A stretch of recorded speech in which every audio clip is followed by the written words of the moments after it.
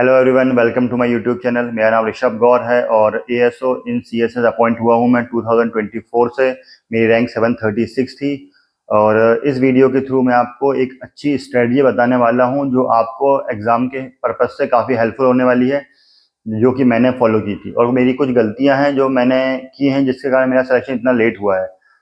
Already ये मेरा 5th attempt था और मैं अपना यही एक्सपीरियंस आपके साथ शेयर करने वाला हूँ इस वीडियो के थ्रू कि क्या चीज़ें हैं जो आपको अवॉइड करनी है। तो वीडियो को लास्ट तक देखते रहिए। तो अब हम आते हैं स्ट्रेटजी पे। तो इंग्लिश जो है एक मोस्ट इम्पॉर्टेंट पार्ट है सीजीएल का, क्योंकि प्री और मेंस दोनों में अच्छा खासा वेटेज है और मेंस में तो मैक्सिमम वेटेज ही इंग्लिश का है। अगर आपकी इंग्लिश अच्छी है तो एक आप अच्छा खासा स्कोर कर सकते हो। इंग्लिश के बेसिकली 3 पिलर्स हैं। First grammar section, second comprehension, third vocab. ये तीनों इक्वली इंपॉर्टेंट हैं, आप किसी को इग्नोर नहीं कर सकते हो। तो सबसे पहले डिस्कस करते हैं हम ग्रामर सेक्शन। तो ग्रामर कंप्लीट करने के लिए आपको किसी भी एक टीचर का कोर्स लेना है और कोर्स लेने के बाद आपको उनके जो नोट्स बनाएंगे आप वो डेली रिवाइज करने हैं। जैसे मैंने जयदीप सर का कोर्स लिया था और काफ़ी हद तक मैंने उनको रिवाइज भी किया, बट हाँ, सिलेबस बहुत ज़्यादा है ग्रामर का और सर के नोट्स भी बहुत लेंदी थे, जिसके कारण मुझे काफ़ी टाइम लगता था। तो मैं आपको सजेस्ट करूँगा कि आप किसी ऐसे टीचर के नोट्स बनाएं या किसी ऐसे टीचर से पढ़ें जिनका कंटेंट काफ़ी कम हो और इफेक्टिव हो, क्योंकि हमें एग्ज़ाम के लिए पढ़ना है, ना कि हमें पीएचडी करनी है किसी भी सब्जेक्ट में। ठीक है, हमें सिलेक्शन से मतलब है सर। और एक बेटर अंडरस्टैंडिंग के लिए आप सारे टीचरों के वीडियोस देख सकते हैं, क्योंकि लगभग सब यूट्यूब पे पढ़ाते हैं। रानी मैम एक अच्छा ऑप्शन है।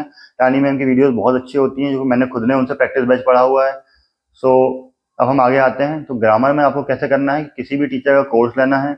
कोर्स के बाद उस कोर्स के जो आप नोट्स बनाएंगे, आपको अपने नोट्स खुद बनाने हैं और डेली रिवाइज करने हैं। आपको टारगेट करना है कि नॉर्मली आपको एक टॉपिक पर डे, जैसे अगर नाउन है तो आपको उस टॉपिक को एक दिन में कंप्लीट करना है। नेक्स्ट डे प्रोनाउन पढ़ना है, फिर एडजेक्टिव, बाकी ऐसे सो ऑन आप पढ़ सकते हो। तो इससे आपको काफ़ी अंडरस्टैंडिंग डेवलप होगी और चीज़ें आप अच्छे से कर पाओगे, क्योंकि सिर्फ पढ़ना ही नहीं है, हमें उसका एप्लीकेशन पार्ट भी देखना है। सबसे इंपॉर्टेंट पार्ट है प्रैक्टिस। प्रैक्टिस आपको करनी है पिनेकल से या किसी भी प्रीवियस ईयर बुक से। मैंने पर्सनली पिनेकल को यूज़ किया था। पिनेकल काफ़ी अच्छी बुक है, उसमें सारे प्रीवियस ईयर क्वेश्चंस अवेलेबल हैं। तो ग्रामर को प्रैक्टिस करने के लिए आपको डेली 10 या 20, जितना आप कंफर्टेबल हो, जितना आप कर पा रहे हैं, उतने क्वेश्चंस आपको डेली लगाने हैं। जैसे कि अगर आप एरर करते हैं तो 20 क्वेश्चन एरर के कर लीजिए, फिर उसके बाद 20 क्वेश्चन आपको सेंटेंस इंप्रूवमेंट के मिल जाएंगे। तो ऐसे अगर आप डेली करेंगे, डेली 20-20 भी करेंगे और धीरे धीरे इनको बढ़ाएंगे, तो अगर आप डेली अगर 50 तक भी पहुंच पाएँ और आप डेली 50 क्वेश्चन प्रैक्टिस करते हो, 50 सेंटेंस इंप्रूवमेंट, 50 एरर, तो आपको ये अभी थोड़ा छोटा लग रहा है, बट जब हाँ एग्जाम तक आपकी काफ़ी क्वेश्चन प्रैक्टिस हो चुके होंगे, और जैसा कि आपको पता ही होगा कि सीजीएल में मैक्सिमम पार्ट तो प्रीवियस ईयर आता है, तो वो आपको काफ़ी हेल्पफुल होने वाला है। ठीक है। अब और प्रैक्टिस, जैसे मेंस के टाइम पे मैंने प्रैक्टिस बैच लिया था रानी मैम का, वो काफ़ी हेल्प की उसने मुझे।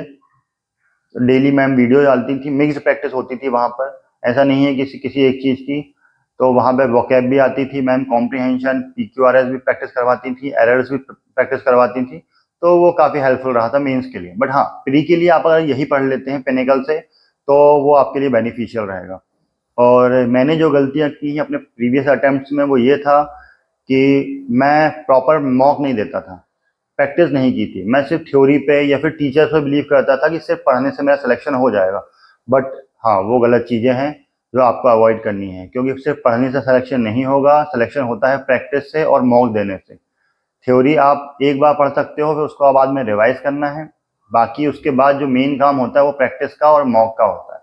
तो आपको उस चीज़ पर फोकस करना है। हम आते हैं इंग्लिश के सेकेंड पार्ट, कॉम्प्रिहेंशन पे। तो कॉम्प्रिहेंशन के लिए आप सेम पिनिकल यूज कर सकते हैं। कॉम्प्रिहेंशन में हमारा आता है पैसेज, क्लोज टेस्ट और पैराजम्बल्स, जिसको हम पीक्यूआरएस बोलते हैं। तो पिनिकल के लास्ट में ये सारी चीज़ें दी हुई हैं। अगर आप डेली 2 पैसेज, 2 क्लोज टेस्ट और 10 पीक्यूआरएस प्रैक्टिस करते हो और इसको कंटिन्यू करते हो एग्ज़ाम तक, तो आपको इसका काफ़ी बेनिफिट्स मिलने वाले हैं और आपका स्कोर डेफिनेटली बूस्ट होगा इससे।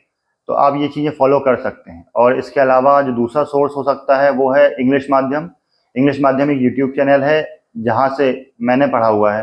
वो भी डेली एक editorial based passage, cloze test और पीक्यूआरएस सॉल्व करवाते हैं। तो अगर आप उनकी PDF चाहिए तो उनके टेलीग्राम चैनल पे मिल जाती हैं, और वीडियो चाहिए तो यूट्यूब पे मिल जाती हैं। उनका खुद का ऐप है जो मैंने मेंस के टाइम पे प्रैक्टिस करने के लिए उसका सब्सक्रिप्शन लिया था, जो कि काफ़ी सस्ता हुआ, 100 या 150 का था शायद। फिर हम आते हैं वोकैब पे। तो वोकैब सेक्शन जो है ना, वो काफ़ी इंपॉर्टेंट है, इसको आप इग्नोर नहीं कर सकते, क्योंकि वोकैब क्लोज टेस्ट में भी यूज़ होती है। कई बार पैसेज में भी वोकैब पूछी जाती है। पैसेज से कोई वर्ड दे दिया जाएगा और आपको उसकी मीनिंग या तो पैसेज के थ्रू बतानी है या फिर किसी सेंटेंस के थ्रू। सो वो काफ़ी इंपॉर्टेंट है। तो वोकैब पढ़ना कैसे है, कहाँ से? वोकैब के दो बेस्ट सोर्स हैं, एक